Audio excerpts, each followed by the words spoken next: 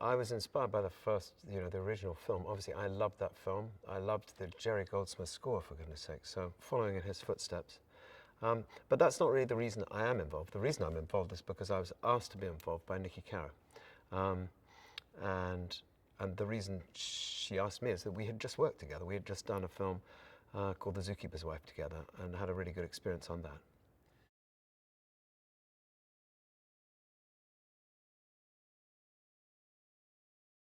Niki always wanted this to be an emotional tale, and for the music and the story to be told from the point of view of Mulan, from top to bottom, really.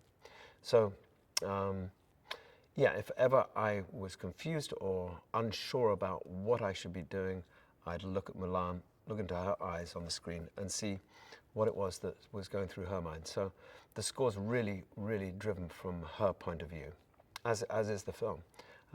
And her emotional arc is really, and her journey is one that the music tracks.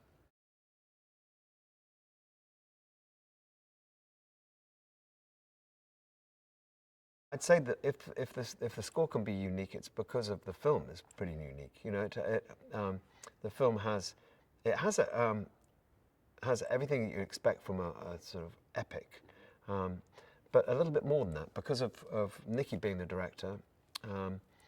I think she brings to it more than it being an action epic adventure. It's got a huge heart to it, and a good sense of humour where it needs to as well.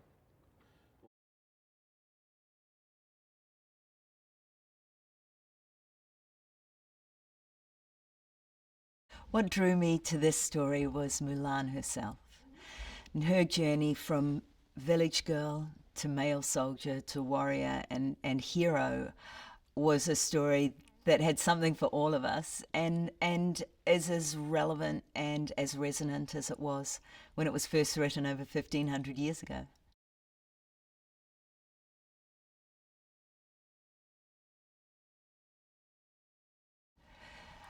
The vision for Mulan was to tell this story in the most epic and emotional way, but in a very real way, with an updated vision, obviously, in canvas.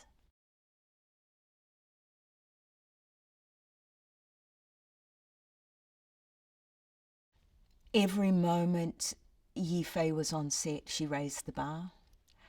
She inspired all of us. She broke our hearts.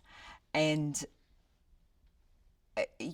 our jaws dropped at the level of skill that she brought to this movie. Yifei is an accomplished martial artist. She can wield a sword. She can ride a horse. She's a brilliant, brilliant actress. And as if all of that wasn't enough, the girl can sing. So she is indeed not only the complete package, but definitely the only one that could ever have played Mulan.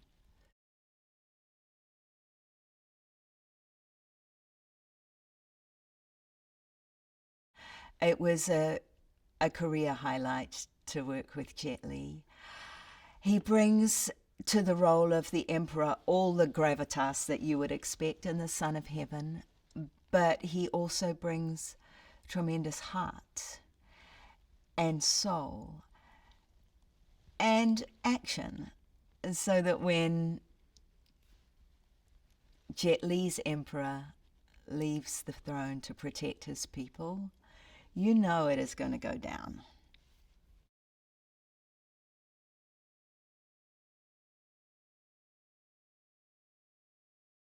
It was a joy working with the creative team. Many of them, most of them, are my longtime collaborators. And the one thing all of them have in common is that they're artists. They worked both individually and collectively on this vision. And at every moment, supported one another's work, did deep, deep research into Chinese painting, history, cinema, so that we could bring the best version of this legendary story to life.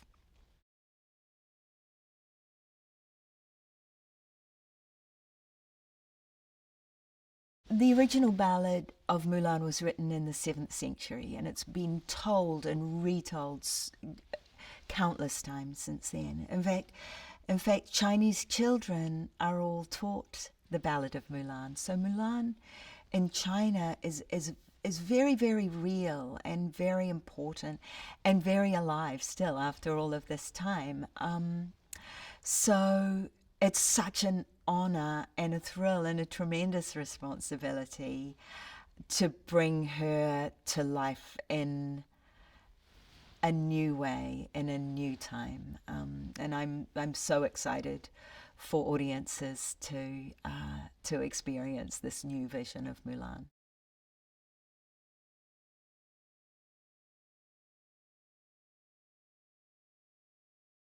I wanted to see how much more I can do as an actress and what are my abilities. I want to discover more, and learn more skills and feel more. And I know that she's facing extreme circumstances. That might be not every day everyone could experience. I think I really have the passion for that.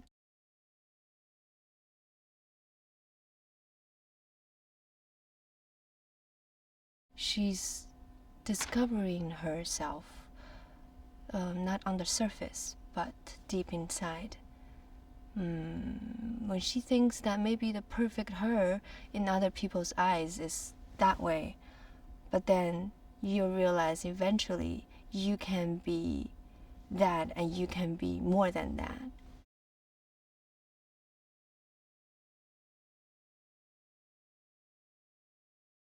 I think everyone is just so perfect for their role. I have to say that Jed, I worked with him maybe 10 or 12 years ago. It's so good to see him again. He's really the perfect person for the Emperor. And Gong Li, oh my gosh, she is my goddess. I'm a fan. I couldn't believe that this time I'll be work. I get the opportunity to be work with her. So I was so excited, and on set I always wanted to chat to her, but I have to remind myself that I have to focus on my work.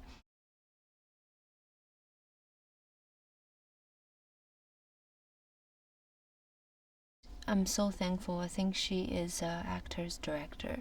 She knows so much about acting, about how to express the right emotion, and she's pretty open to possibilities.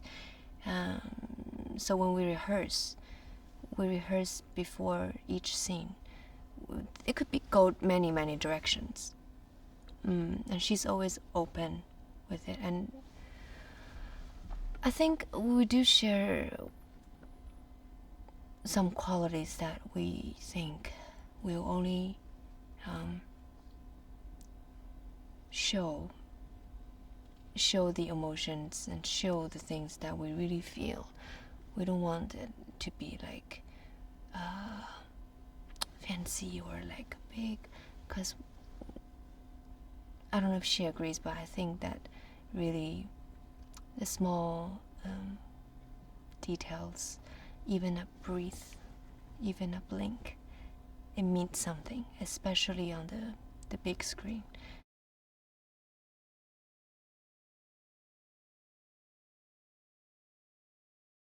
Yeah, but I don't really like pay attention, to really stand in front of the mirror. I'll say, but I think that I did build up strength, the strength that I need to play the character. That's what I cared about, like how fast I can move, and how I can use my strength to help with all the action sequence, and even with the energy.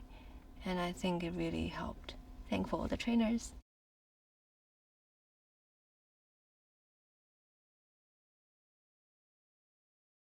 You see, because our armor, right? We have different color represents different groups of soldiers. And the red for Mulan, it works really well on screen. And I think it represents passion, brave, and love. I think Bina is really good at using color to tell the story. There is a scene that before Mulan go on her journey, she took the final last look at her family. She thought she might die. So, and then I remember that scene she taught me. I said, why are we using this color? It's kind of a cold bluish, purplish outfit, costume. And she said, yeah, I want to bring the little smooth and maybe a little sad underneath it, quiet compared to the matchmaker scene that's happened before. So it's a contrast. Then I think I never thought about it. It's some information for me as well.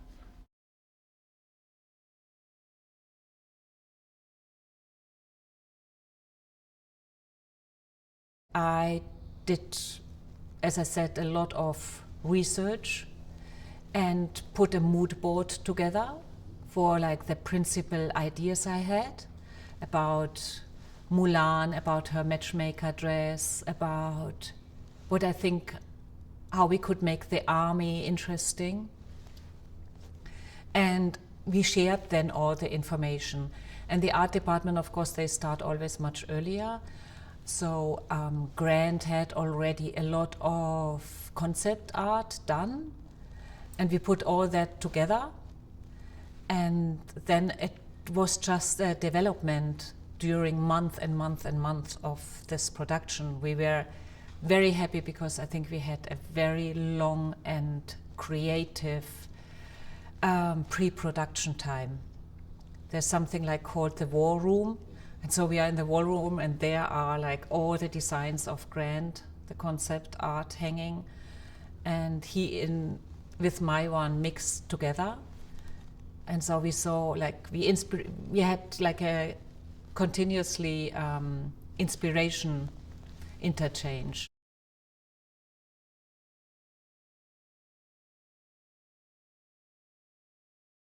It is very colorful.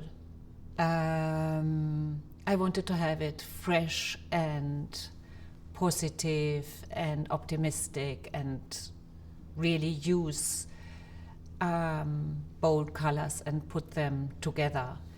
And we had a big workroom with a textile and breakdown department set up, and they did an amazing dye job.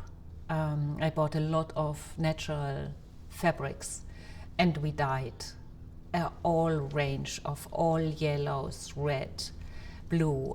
And then I did a big research about the Chinese history, because they have quite each color has got the role. For example, the yellow at that time in China was reserved for the emperor, and black means something, red means something. Though we had all this research done to read about which color means what and where we can use it and how we want to use it.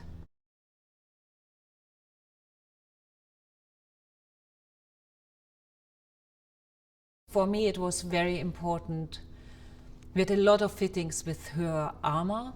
So Beta produced several types of armor for all her action scenes. There was the riding armor, there was the beauty hero armor, there was the battle armor, there's the underwater armor. They are all made out of different fabrics and different structures so that they can work for all her stunts, because Yifei does a lot of her own stunts, and she's very talented. And it was for me really important that she could move in her armor and in all her costumes, that everything is just perfect for her, and that the costume is not in her way to do all her challenges she has to do.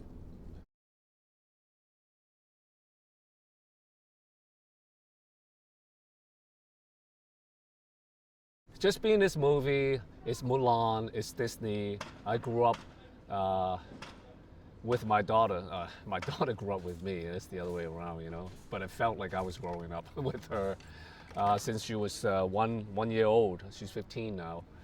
and I probably watched the cartoon animation more than 100 times.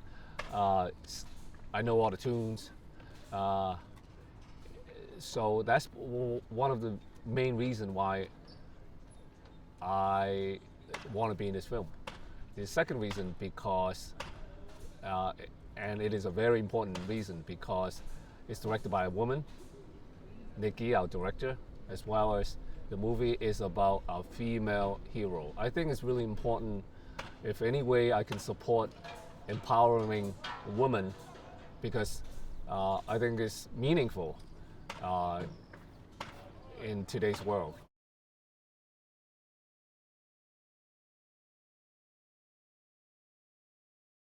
For this movie, I left it to our director, Niki, because she is a woman with,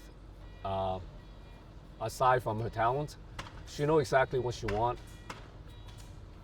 She envisions, she has this whole entire vision of the film, every character, and she's very specific in every role.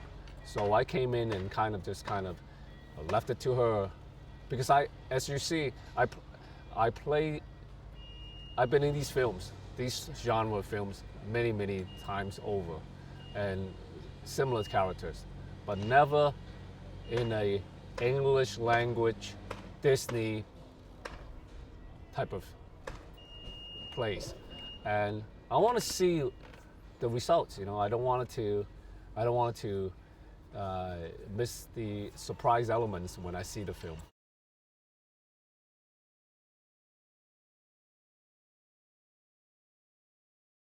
A commander, general, obviously very skillful, teaches Mulan all the cool martial art moves, kind of like her mentor, teacher, father figure.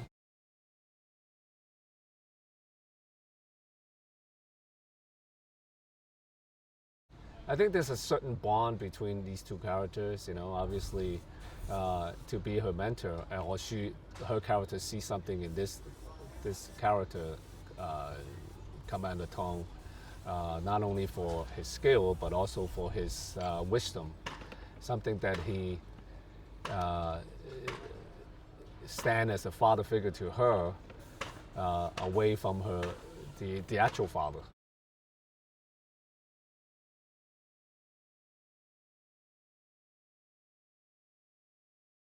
When Niki and I first discussed the film, her brief to me was to make it accurate, which was a huge challenge for me. Again, because I have to learn all the nuances and subtleties and sort of rules, if you like, of that time period. I have to know that the Chinese audience is going to recognise that and that they're going to sort of buy into the world that we create as a result of that.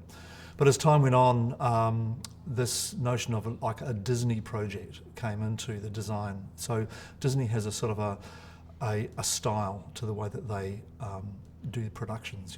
It's family friendly. It's a little bit stylized in terms of its these beautiful. It has a beauty to it and a kind of classic quality to these things. So bringing that Disney studio sort of style into something that's historic was interesting sort of marriage of the two.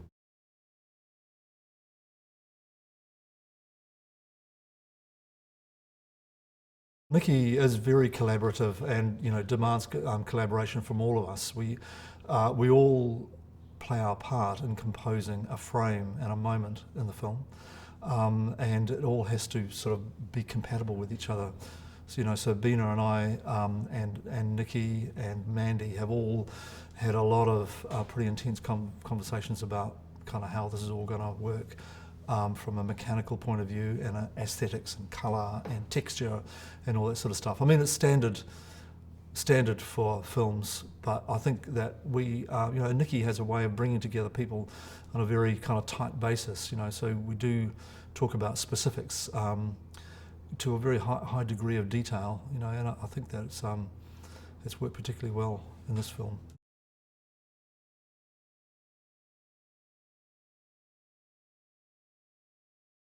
I'm very pleased to have built these very big sets, and some of them are self-contained. Inside of the Toulouse, it's a 360-degree set, so we can shoot any direction. The various garrisons, the mountain garrison and the desert garrisons, we were only able to build a part of them because they're so huge.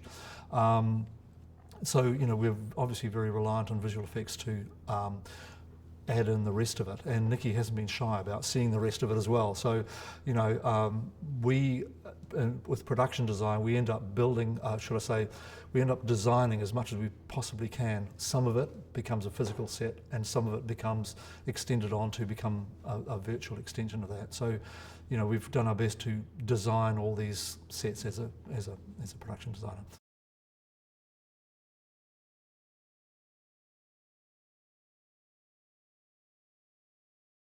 I think when they introduced the character of Boricon to me, I looked him up. I said, okay, I wonder if this is a real guy.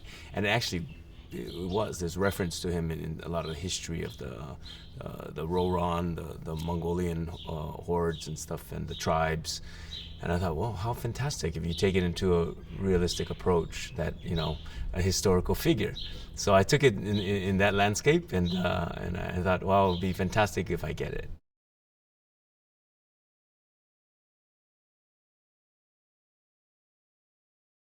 Because she's a Kiwi and she's from Aotearoa, or New Zealand, she had a heavy influence from the Maori warriors. And so I think she was thinking back to how she could bring that type of chi, or that, you know, that type of mana, as we say in Pacific Islands, to the character. And I think she was really engaged, and she set me up with a kapahaka master who trains in Maori martial arts, and sent me to him for a weekend. And so I spent a weekend down in Rotorua, training with him and getting to know, you know, some of the Maori warrior ways, and the mindset that they had for before they went into battle. And a lot of times they battled to the death, so it brought into a very real place, and I think that was very impacting, you know, to get into the psychology and the mindset that she's looking for.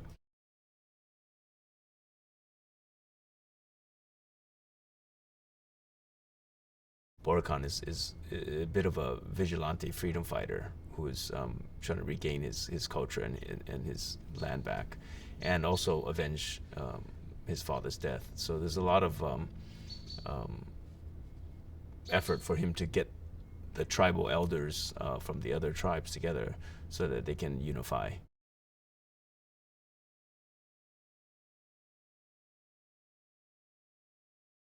The tone of this movie is really, I think, the courage and the compassion that the Mulan character has, and that she makes a decision which sets her out on this adventure that could end up poorly or could end up, you know, heroically, and it depends.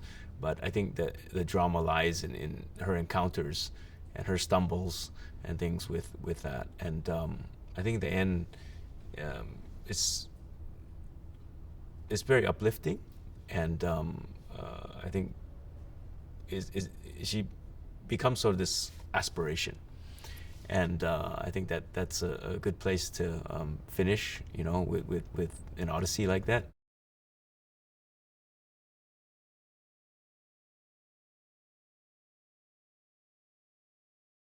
When I first started talking to Niki about the story and the script, and she is a very passionate person, and how she really wanted this film to be centred on Mulan and her discovering her inner power and strength.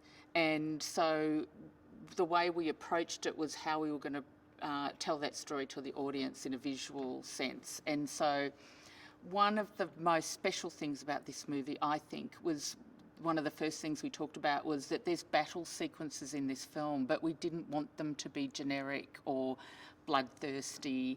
You know, they were going to be more from her perspective, and she is an elegant and controlled spiritual fighter, you know, in the way that she holds herself in battle, and she has chi, which is a very important part of this movie, is how she discovers her inner power, her chi.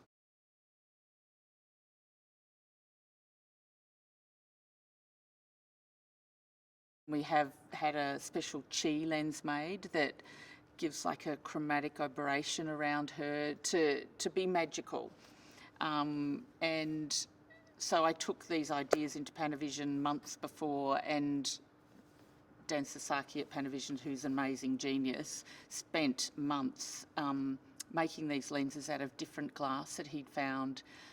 Old glass, some from the 1800s, some of it was from 50 years ago, and created these lenses that helped tell the story emotionally. And so Niki and I would watch, do tests and look at, paintings and other Chinese cinema and photography, but it also just comes from an emotional way of representing what's going on for her to an audience, and how do we do that? And so it's not purely technical, if you know what I mean. It was like we would try different glass and different images and lighting and ways of composing the shots to tell the story to the audience.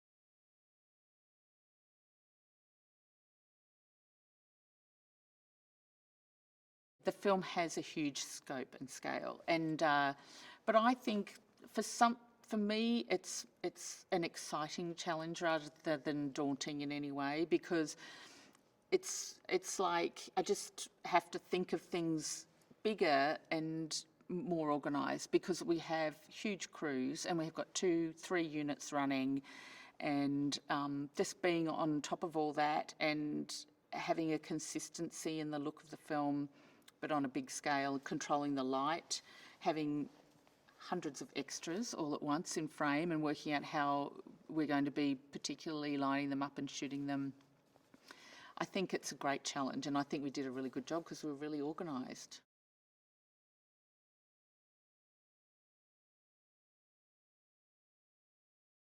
We spent quite a bit of time in China looking around at the at our locations and the historical locations like the Tulu and the Imperial City and all the locations. I took a lot of stills photos, and that sort of became part of our visual language, talking about our visual language and like I said, the previs and concept art. But it's sort of, I always think about a film is that you glean sort of little things from different influences, and so the film becomes its own original entity.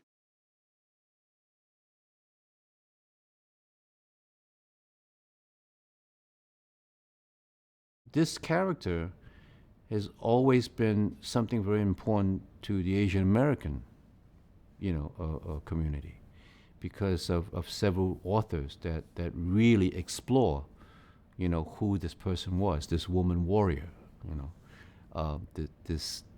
and Maxine Howard Kingston was one of those people who wrote the book, The Woman Warrior, and David Henry Hwang, who's written plays about the woman warrior, and you're talking about it became something that's within our psyche, within our consciousness, and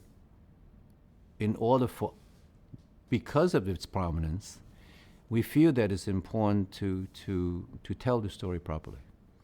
And I think we here have that opportunity to do so.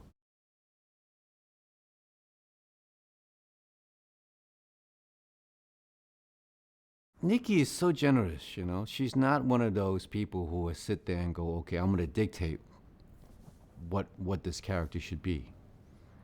Everything she does is from a discussion, and she's very clever that way. She's very inclusive. She makes you feel that that you are part of this creative process, and we explore different ways of presenting a particular scene. There's no right or wrong about presenting a particular scene. So we explore those possibilities.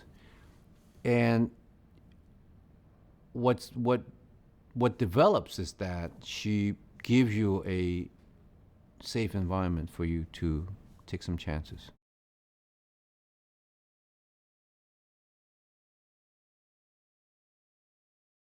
Yifei fits this role to a T. She is Mulan.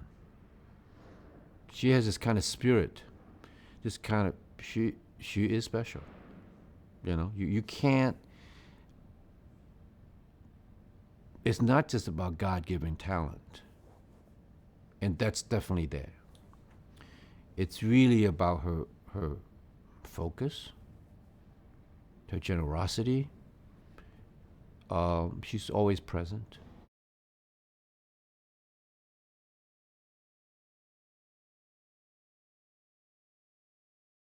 Mulan's about a young girl, you know, disguising herself as a young soldier in order to protect her father, her family, as well as whole of China.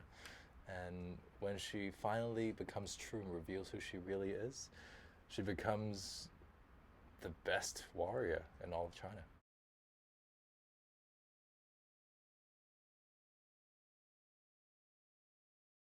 Hong Hui and Mulan start off on the wrong foot in the conscription camp, but throughout the journey of the training, Hong Hui kind of sees something in Mulan that other boys they don't have it.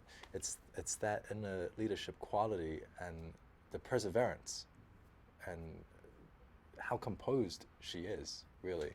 So he sees something in her that he goes, yeah, there's something special about this young dude.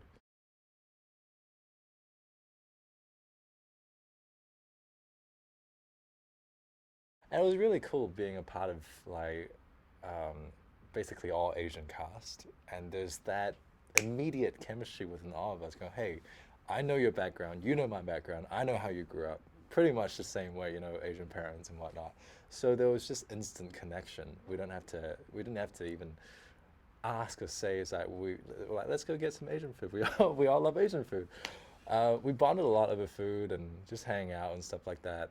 And between me and the boys, like Jun, Jimmy, Dua, Chen, and Vincent, there's a lot of, you know, instant bonding, there's brotherly bickering, but at the end of the day, we love each other. We're like brothers.